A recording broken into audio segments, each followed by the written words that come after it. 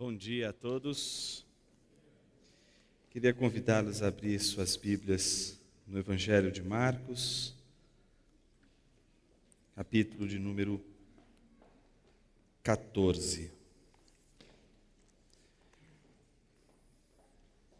Nossa igreja está refletindo nesse mês sobre o serviço.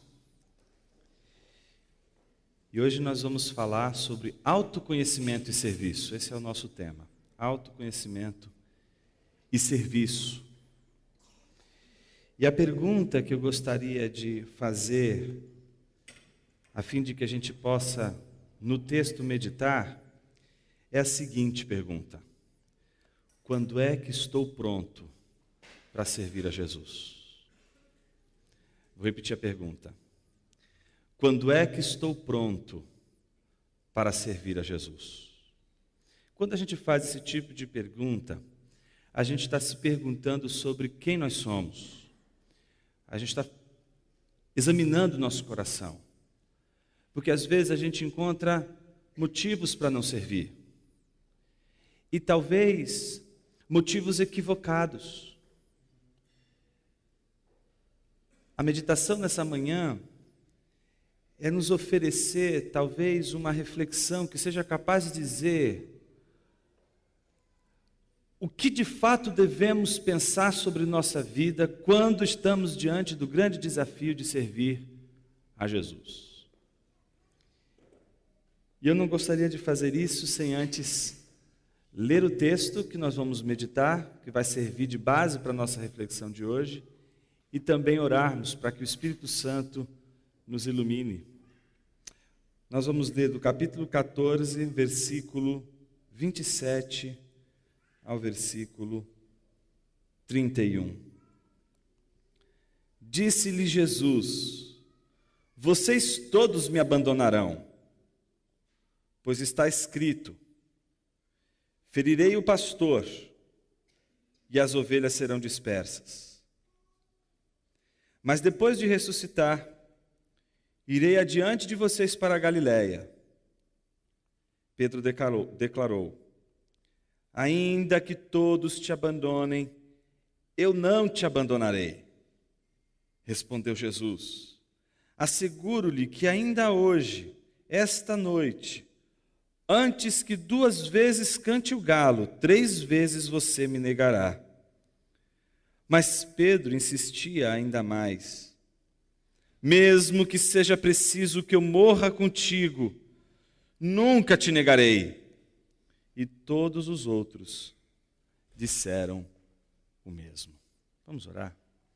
Senhor Jesus, fala conosco através de Tua palavra. Que a gente possa refletir sobre nossa vida hoje, mais uma vez, à luz do Evangelho. Que a luz do Teu Evangelho ilumine nosso coração e a gente possa enxergar as áreas de resistência, as áreas que precisam ser trabalhadas em nossas vidas, as áreas que precisam ser tocadas e que muitas vezes a gente deixa de lado e não toca por falta de coragem ou às vezes por falta de humildade. Que o Senhor quebrante nosso coração, como a gente cantou agora há pouco, rogando ao Senhor que sonde nosso coração, que o Senhor prove os nossos pensamentos, que o Senhor veja se há algum caminho mau e que, acima de tudo, o Senhor nos guie pelo caminho bom. Assim nós oramos em Teu nome, Jesus. Amém. Nós acreditamos que somos capazes de resistir à pressão popular. Nós desenvolvemos uma espécie de crença que parece nos fazer acreditar o tempo todo que estamos blindados contra a opinião pública. E de que qualquer opinião de qualquer pessoa, se nós alcançarmos uma espécie de maturidade suficiente, essa opinião não nos afetará. Então parece que a gente busca um estado de vida e de espírito em que a opinião não mais nos afete. Seja uma opinião de um grupo, seja a opinião de uma multidão, seja a opinião de uma pessoa. Tentamos, durante toda a nossa vida, criar essa casca, criar essa blindagem, Porque a gente já descobriu ao longo da vida que quando a gente escuta, e a gente abre os ouvidos para escutar o que os outros têm a dizer, e o que tem a dizer é algo que detona, que nos destrói, a gente tem se defendido de alguma forma para não receber absolutamente nenhum olhar contraditório com relação ao que fazemos, para a fim de defender a nossa própria vida, a gente continuar seguindo sem nos desanimarmos. Então a gente acredita piamente que a gente consegue resistir a esse poder. E nesse momento a gente se parece com Pedro. A gente acha que a gente é capaz de resistir a toda e qualquer pressão que vier sobre nós, porque a gente acredita que ao longo dos anos a gente foi capaz de desenvolver essa casca, essa blindagem. Como se houvesse exatamente um ponto na vida em que isso fosse possível acontecer. E é tão interessante como a mente de Pedro, que faz com que ele acredite tão fortemente nessa blindagem, é fruto, em primeiro lugar, de uma crença muito ingênua sobre si mesmo. Então, toda a nossa crença de que somos blindados contra a opinião pública ou contra a pressão popular, ela é fruto, em primeiro lugar, de uma ausência de reflexão honesta sobre nós e quem nós somos. Deixa eu mostrar um pouco disso através do próprio texto. Jesus diz aos seus discípulos: vocês todos me abandonarão. E ainda diz, está escrito, que o pastor ficará ferido e o rebanho ficará disperso. Mas note que mesmo diante disso, Pedro declara a Jesus: ainda que todos te abandonem, eu não te abandonarei. É a convicção de Pedro, é a crença de Pedro. Não importa o que aconteça, não importa que os homens te abandonem, obrigado. Não importa o mal que lhes sobrevenha, eu estarei contigo até o fim. Não importa qual seja a dificuldade, não importa qual seja a tensão, estarei contigo até o fim. É tão interessante como as afirmações de compromisso de Pedro estão pautadas numa profundidade que ele não tem. E por que ele não tem essa profundidade? Porque é o próprio Cristo que, olhando para ele, diz: eu te asseguro. Ele não está dizendo assim: olha, Pedro, tendo em vista uma série de fatores, não é? A pressão popular, a situação toda que está acontecendo e etc. Olha, tendo em vista tudo isso, eu acho que pode ser que você não consiga ser tão fiel e servir a causa do reino de Deus até o fim. Eu acho que pelas situações e pelos contextos, eu acho que você não vai conseguir chegar até o fim. Não, Jesus está dizendo: asseguro-lhe, tenho certeza. E não é longe não vai precisar um longo tempo para que a gente possa ter a certeza disso. Hoje mesmo, hoje, você me negará 2 vezes, diz o texto, não é? Perdão, antes que 2 vezes cante o galo, 3 vezes você me negará. Mas as convicções de Pedro sobre si mesmo são tão sérias, profundas e graves, que ele não consegue ouvir o que Jesus está dizendo e insiste dizendo a ele: mesmo que seja preciso que eu morra contigo, nunca te negarei. Onde está a base da confiança de Pedro? Onde está a base da tua confiança com relação às promessas que você faz por toda a vida?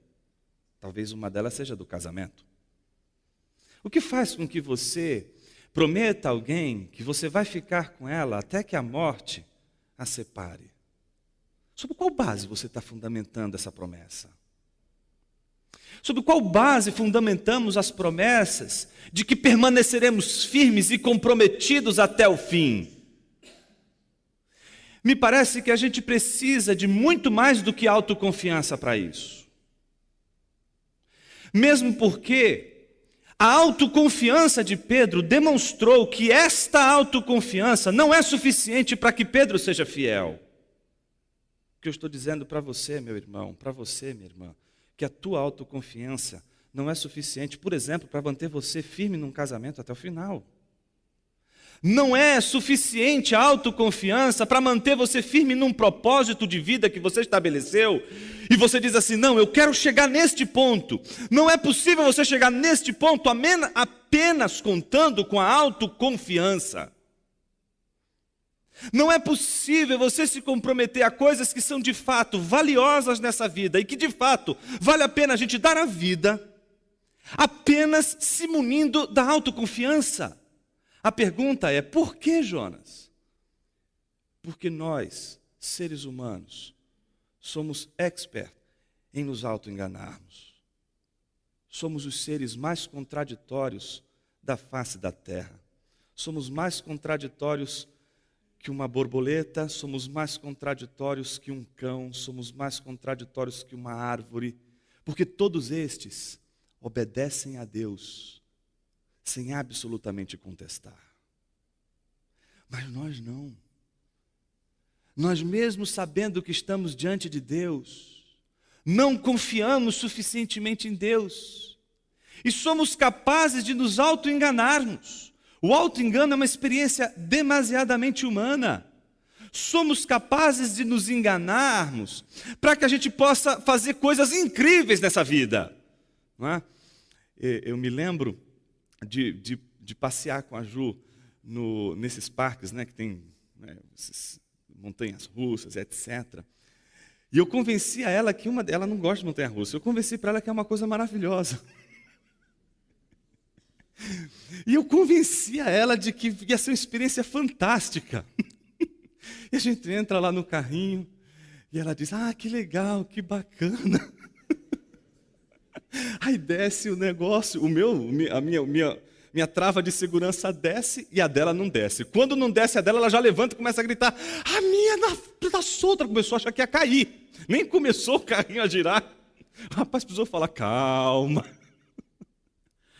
Mas é interessante como essa autoconfiança que faz a gente achar que a gente é capaz de enfrentar um medo, ela se forja, ela vai embora quando a gente está diante de uma coisa que a gente não tem segurança.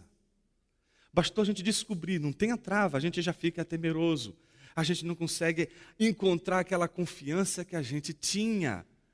A gente perde a confiança em nossa própria coragem facilmente. Então, como sustentar compromissos com base na nossa autoconfiança? Me parece que Pedro escolheu esse compromisso, melhor dizendo, esse caminho, de estabelecer o compromisso com Jesus, de não abandoná-lo, e com ele, e até o fim, se preciso for, morrer com base na autoconfiança. Prova disso é o fato de que o próprio Jesus está dizendo a ele: olha, você vai falhar. E Pedro está dizendo: acho que o senhor está equivocado. Não é? Eu acho que esse texto é muito emblemático, porque mostra que Jesus sabe que Pedro vai traí-lo, sabe que Pedro vai falhar, sabe que Pedro vai quebrar o pacto, sabe que Pedro vai falhar na sua palavra, sabe que Pedro não vai honrar a sua palavra. Ele diz a Pedro, mas mesmo assim Pedro confia muito em si mesmo. Ele acredita muito em si mesmo. Ele acredita que ele vai conseguir ser fiel e servir a Jesus até o fim. Mas isso não dura um dia. É tão rápido. A gente perde a autoconfiança tão rápido. Basta acontecer uma coisa como essa: a trava subiu, ou a sua trava foi a única que não desceu. Para que você, peraí, onde está? O que eu vou fazer? Para onde eu vou? Veja quando é que isso acontece com Pedro, no versículo de número 66. Estando Pedro embaixo no pátio, uma das criadas do sumo sacerdote passou por ali. Vendo Pedro aquecer-se, olhou bem para ele e disse: você também estava com Jesus o Nazareno. Contudo, ele o negou, dizendo: não o conheço, nem sei do que você está falando, e saiu para o alpendre. Quando a criada o viu lá, disse novamente aos que estavam por perto: esse aí é um deles. De novo ele negou. Pouco tempo depois, os que estavam sentados ali ali perto disseram a Pedro: certamente você é um deles, você é galileu. Ele começou a se amaldiçoar e a jurar: não conheço o homem de que vocês estão falando. E logo o galo cantou pela segunda vez. Então Pedro se lembrou da palavra que Jesus lhe tinha dito: antes que 2 vezes cante o galo, você me negará 3 vezes. E se pôs a chorar. É interessante como a pressão vai crescendo, da criada para aqueles que estão ali próximos, e dali a pouco ele já não escuta mais a voz de uma mulher, mas é a voz de um grupo de pessoas, dizendo a ele: não é você que estava lá com Jesus? Não é você que andava com ele? O teu jeito de falar é parecido com o dele. Você é um deles. E o que Pedro faz? Naquela mesma hora, Pedro nega tudo aquilo que ele havia afirmado poucos instantes a Jesus, que ele jamais negaria. Ele faz e comete aquilo que ele prometeu a Jesus, que ele jamais cometeria. É tão interessante ver como da autoconfiança Pedro passa para o desespero e chora profundamente. A passagem de Mateus usa a expressão chorou amargamente, uma tristeza profunda, aquela mesma que aparece em Mateus capítulo 5, quando Jesus abre o sermão da montanha dizendo: felizes são os que choram uma tristeza profunda. A pergunta é por quê? O que caracteriza essa tristeza profunda? O que caracteriza esse choro profundo de Pedro? É óbvio que é muito mais do que um remorso. É óbvio que é muito mais do que uma tristeza e de uma mera decepção. Se trata do arrependimento de alguém que sabe que confiou em si, de alguém que sabe que fez promessas baseadas na sua autoconfiança, que prometeu servir a Jesus baseado na sua simples palavra, simplesmente na sua autoconfiança. A minha pergunta desde o início da nossa meditação foi a seguinte: quando é que estamos prontos para servir a Jesus? Não estamos prontos para servir a Jesus quando acreditamos que nós podemos servi-lo. Nós só estamos prontos para servir a Jesus exatamente quando não acreditamos que estamos prontos para servi-lo. E a pergunta é: por que é assim, Jonas?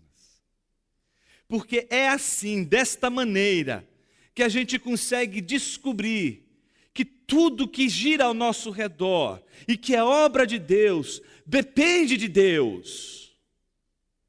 É tão interessante quando a gente descobre que não dá para a gente construir toda a nossa narrativa de serviço, de comprometimento a Deus, baseado apenas em nossa afirmação de onipotência, ou a nossa pretensa onipotência, a nossa pretensa capacidade de dizer 30.000 vezes: eu vou ser fiel, eu vou até o fim e achar que vou ser fiel, porque eu disse que eu vou ser fiel. Meus irmãos, a gente precisa muito mais do que discurso.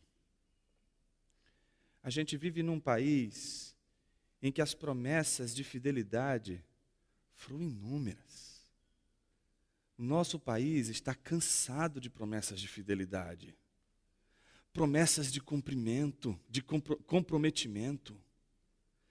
O discurso, ele é fácil em qualquer instância, papel em branco aceita tudo, dizem os mais velhos.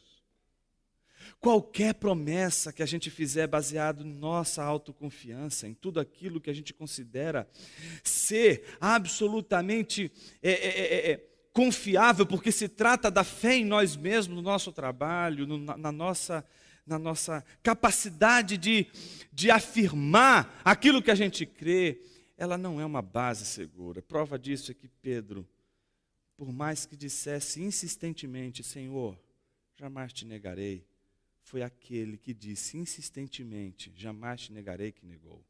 E note, Pedro sequer foi assim: olha, Senhor, nós todos aqui jamais te negaremos. Não, ele acha que ninguém, é só ele mesmo.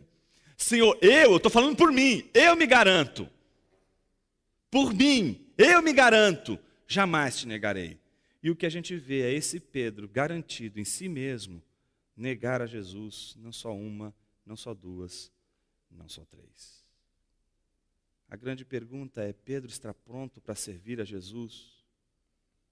Ainda não. Pedro não está pronto para servir a Jesus enquanto ele disser: está comigo, Jesus. Pode mandar para mim que eu vou resolver.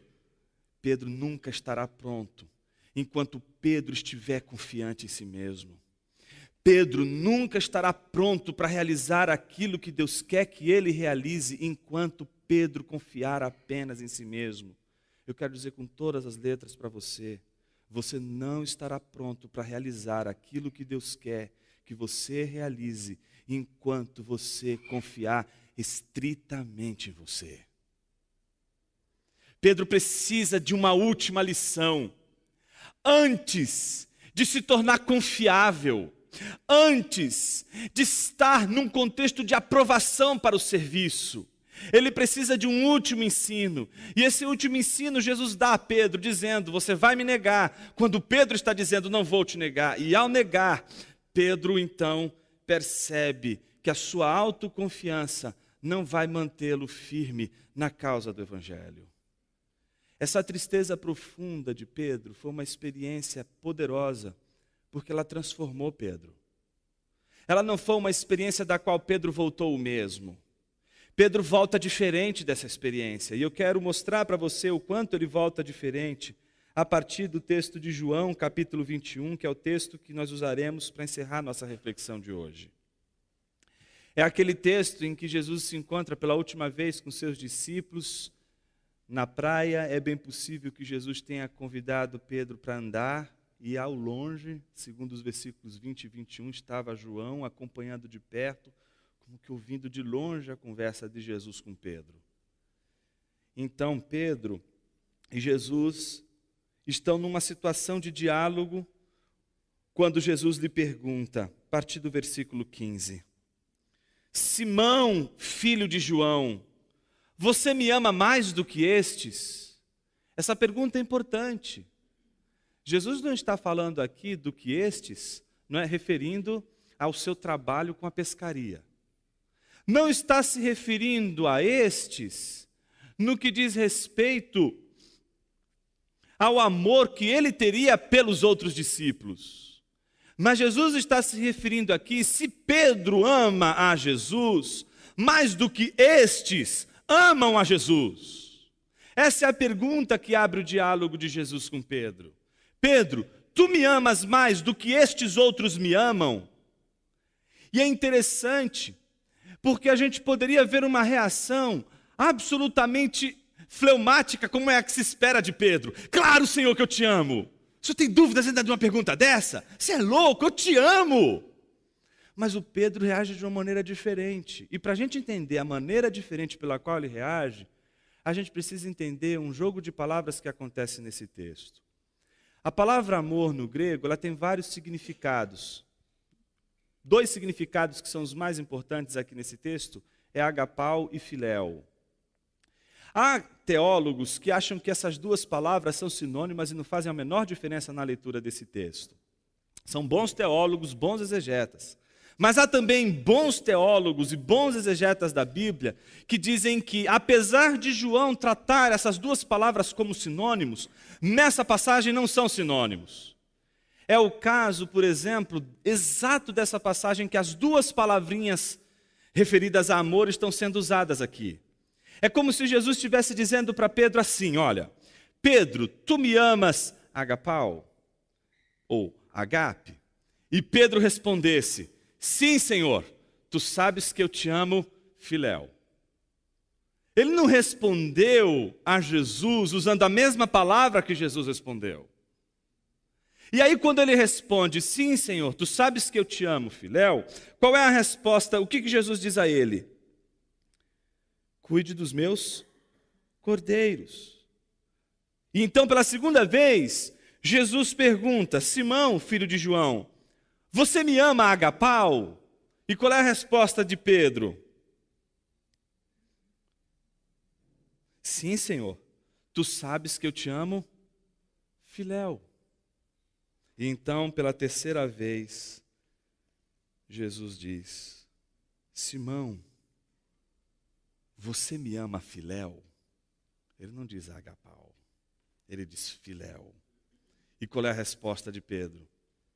Depois de se entristecer, Ele diz: sim, Senhor, tu sabes todas as coisas. Sabes que eu te amo, filéu. Talvez a melhor tradução para a gente pegar esse jogo de palavras seja essa. Uma tradução freestyle. Mais ou menos assim. Jesus olhando para Pedro, dizendo assim: Pedro, você me ama do jeito que eu te amo? E então Pedro diz: sim, Senhor, tu sabes que eu te amo, mas do meu jeito. E então Jesus olha para ele, eu imagino com um sorriso no rosto, e diz assim: cuida das minhas ovelhas. Eles andam mais um pouquinho, e Jesus olha para Pedro e diz assim: Pedro, tu me amas como eu te amo? Então Pedro diz: sim, Senhor, tu sabes que eu te amo, mas do meu jeito. E Jesus olha para ele novamente com um sorriso, dizendo: cuida das minhas ovelhas. Pela terceira vez, Jesus olha para Pedro e diz assim: Pedro, tu me amas do teu jeito? E aí a Bíblia diz que Pedro se entristeceu. A pergunta é: por que Pedro se entristece? Será que Pedro se entristece porque ele está magoado com Jesus? Do tipo: poxa, o senhor não acredita mais em mim? Do tipo: Jesus não sabe do seu amor? Será que Pedro está triste porque Jesus está duvidando dele? Ora, meus irmãos, como é que Pedro iria duvidar de Jesus, sabendo que o próprio Jesus disse: você vai me negar 3 vezes, com tanta certeza, e que Pedro não pôde sequer se defender? Como poderia agora esse Jesus não ter certeza sobre Pedro? Como poderia Jesus agora não saber quem é Pedro? Ora, antes ele sabia que Pedro era capaz de negar e negar 3 vezes. Agora Jesus não sabe mais sobre o amor de Pedro. Jesus não sabe quem é Pedro. De repente deu uma amnésia em Jesus. A ressurreição tirou a memória de Jesus. Ele não conhece mais o Pedro. Não sabe mais quem é Pedro. Ora, claro que não. Então, o que de fato entristece Pedro? É uma dúvida de Jesus com relação a Pedro? Não. Pedro sabe que Jesus sabe do seu amor. O problema é que Pedro sabe que Jesus sabe que ele só pode amá-lo daquele jeito que ele sabe amar. Daquele jeito que ele consegue amar, daquele jeito que ele consegue amar sem dar garantias de que ele vai ser fiel até o fim, porque agora ele sabe a sua natureza, ele sabe que ele pode falhar, ele sabe que ele pode afirmar: sim, Senhor, eu te amo, e no dia seguinte trair a Jesus. Ele sabe que as palavras dele não são fortes o suficientes para manter ao pé da cruz, para manter ele firme no caminho de Jesus, para manter ele firme no serviço cristão. Ele sabe disso, e por isso ele se entristece, porque ele se vê incapaz de poder dizer com toda certeza: sim, Senhor, eu te amo como tu me amas. Ele não consegue dizer isso. Ele não consegue dizer que o seu amor será como o de Jesus, aquele amor que vai seguir até o fim, que vai ser fiel até o fim, que você vai negá-lo, você vai traí-lo, você vai cair, você vai vacilar, mas ele vai continuar te amando, vai continuar insistindo em você, vai continuar demandando graça, vai demandar continuando amor. Se você é fiel, ele é fiel. Se você é infiel, ele permanece fiel. Esse amor Pedro gostaria de ter por Jesus. Mas ele agora sabe quem ele é. E sabendo quem ele é, ele não pode mais prometer o que ele não tem condições de cumprir por si mesmo. Então ele promete agora aquilo que ele sabe que ele pode fazer. E aí ele se torna confiável. Você jamais será confiável enquanto você prometeu que você não pode cumprir. Só seremos confiáveis diante de Deus se de fato pudermos ter a certeza e a consciência do que de fato nós somos. Por isso a grande pergunta é: quem é você? Diante de Jesus, as nossas máscaras sempre caem. Não tem ser humano que fique vestido diante de Cristo. Diante de Jesus, todos nós ficamos a nu. E por isso, diante dele, todos aqueles que se encontram a nu têm a oportunidade de encontrar a verdadeira honestidade na vida. Aquilo que faz a gente olhar para Jesus e dizer: Senhor, eu não sei se eu sou capaz, eu não sei se eu consigo, eu não tenho condições, e eu sou fraco para isso. Mas você percebeu que é quando Pedro diz isso que Jesus olha para ele e diz: agora você está pronto para cuidar da minha igreja. Agora você está pronto para cuidar dessas pessoas. Agora você está pronto para cuidar dessas ovelhas. Porque agora você sabe do que você é capaz de fazer. Agora você sabe quem de fato você é. Você sabe que você não pode confiar em você. Você agora sabe que você precisa desconfiar de você. Pedro encontrou a bênção da autodesconfiança. Pedro encontrou a bênção da autossuspeita. A suspeita de si mesmo é uma bênção, meus irmãos. Suspeitar de si mesmo é uma bênção. A nossa época, o mundo que nós vivemos, é um mundo que Paul Ricoeur chamou de um mundo dominado pelos mestres da suspeita. Nietzsche, Marx e Freud, os três que questionaram Deus, os três que questionaram a confiança em Deus, os três que questionaram a nossa capacidade de firmar a nossa consciência em Deus e que nos fizeram suspeitar de Deus, suspeitar de que Ele cuida, de que Ele é fiel até o fim. A gente precisa de novos mestres para os nossos dias.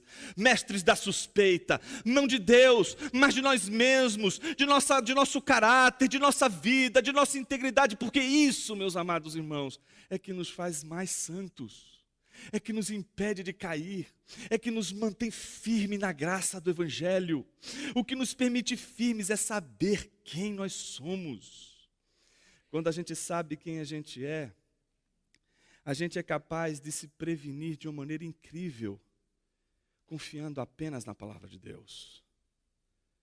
É tão interessante, quando Pedro, ao confessar o seu amor real por Jesus, então, diante da verdade, Jesus entrega para ele as suas ovelhas. E não é que Pedro, depois disso, foi capaz de morrer por Jesus. A tradição conta que Pedro também foi condenado à cruz. Mas ele não se sentiu digno de ser crucificado como Jesus. E por isso pediu para ser crucificado de cabeça para baixo. Esse Pedro, que agora sabe quem ele é, pode agora fazer aquilo que ele não acreditava que seria capaz de fazer. Mas o Pedro, autoconfiante, que acha que sabe todas as coisas e é capaz de ser fiel até o fim, é aquele que não consegue manter a sua caminhada até o fim. Por isso, meus irmãos, para que a gente possa servir a Jesus, a gente precisa estar preparado. E a grande pergunta é: como? Quando estou pronto para servir a Jesus? Eu estou pronto todas as vezes em que já não confio mais em mim e confio só em Jesus Cristo. Quando é que você estará pronto para fazer aquilo que Deus quer que você faça na sua casa, na sua família, no seu trabalho, aqui na igreja? Exatamente naquele momento em que você disser: eu não tenho condições, eu não tenho forças, eu não sou capaz, eu não tenho habilidade, eu não sou essa pessoa.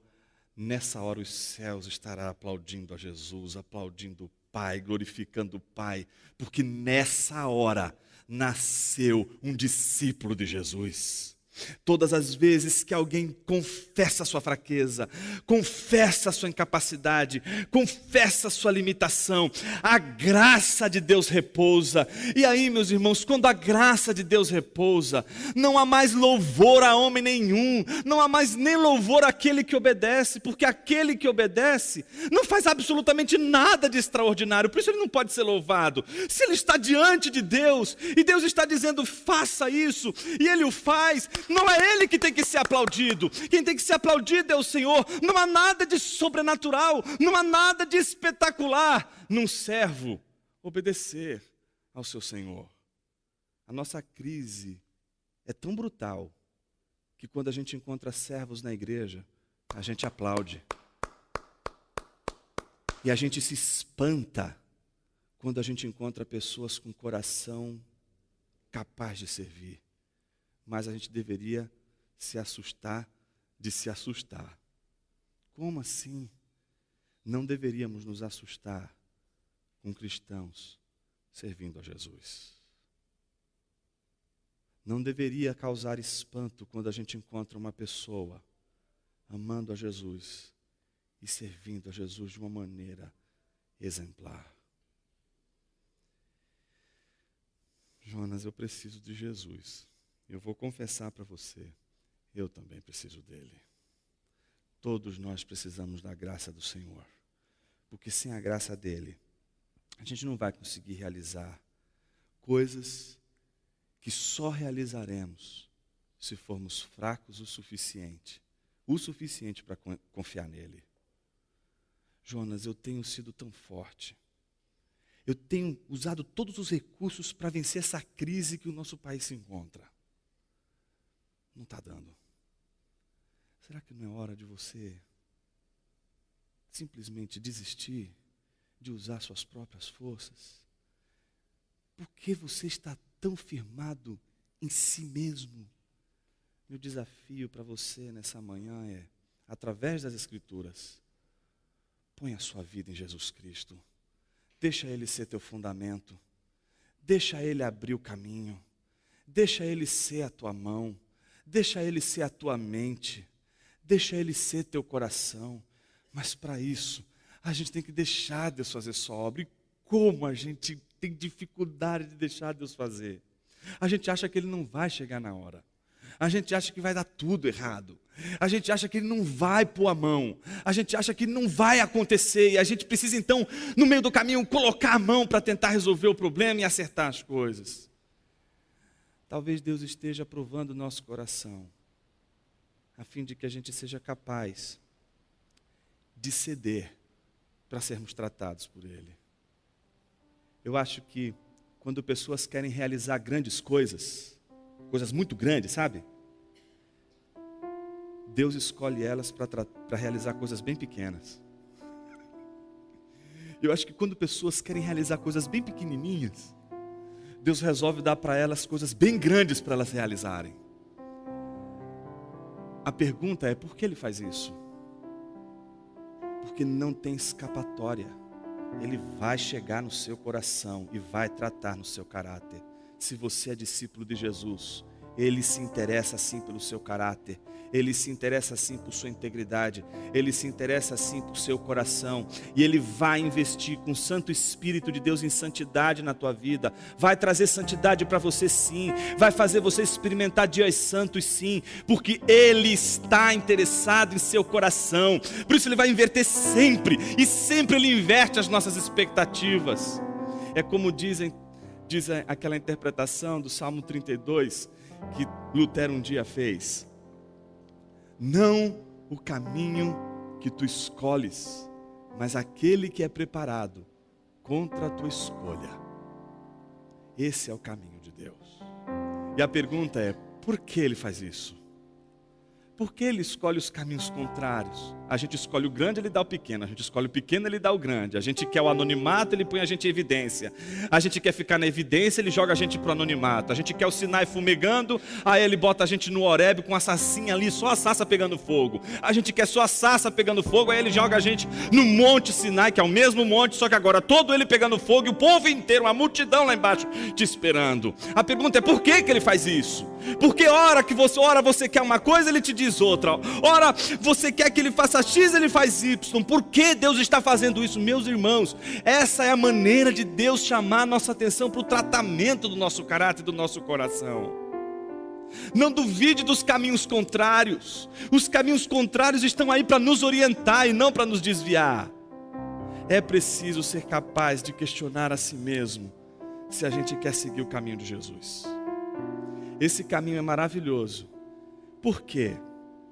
Porque só esse caminho vai fazer você uma pessoa melhor.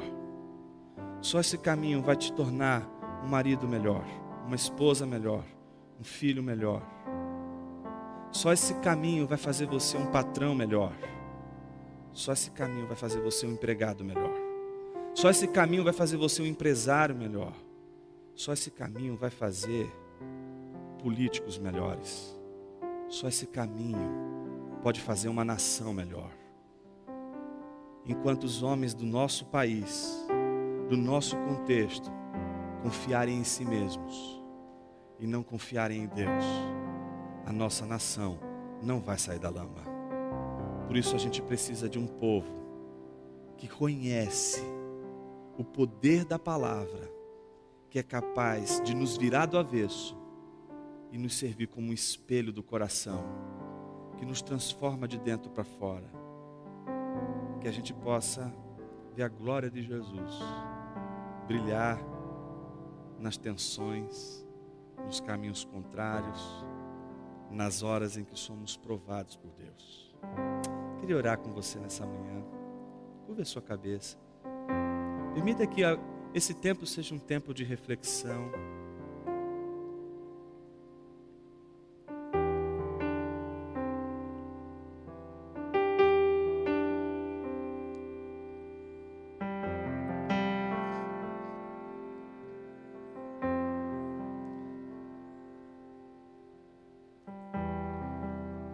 Jesus querido, nos ensina o caminho da santidade todo dia, Pai. A gente falha tanto. E às vezes a gente constrói orações tão bonitas diante do Senhor, mas que não refletem a realidade do nosso coração. Ensina-nos a revisar nossas orações, Senhor. A gente tem editado a realidade. Ajuda-nos a gente assumir a realidade. Ajude-nos, Pai, a abrir nosso coração para o Senhor e sermos transformados. Porque quando a gente é transformado, Senhor, o mundo até pode permanecer o mesmo, mas o nosso olhar é outro, a nossa vida é outra. Quero lhe pedir que essa palavra fique firmada em nossos corações, Senhor. E todas as vezes que nos encontrarmos debaixo de tentações e provações, a gente possa saber que a gente serve um Deus poderoso e que a gente sempre estará pronto para te servir quando a gente souber o quanto dependemos do Senhor. Quando já não tivermos mais nenhum sentimento de dependência do Senhor para realizar qualquer coisa, este é o nosso fim.